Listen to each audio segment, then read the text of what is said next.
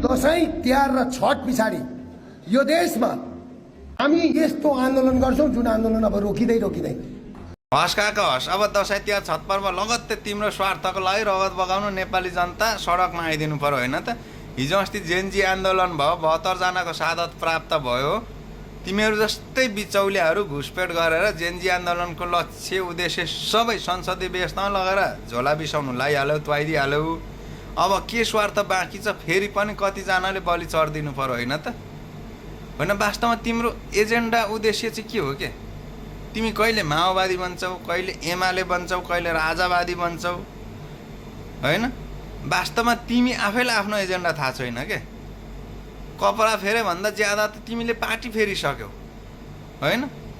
अनि नेपाली जनतालाई रोबोट सम्झेको छौ, नेपाललाई युद्ध मैदान सम्झेको छौ होइन त।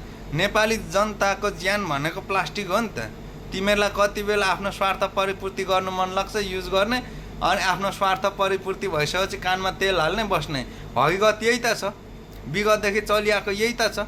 हामीले जाने छैन तेरीमा फटा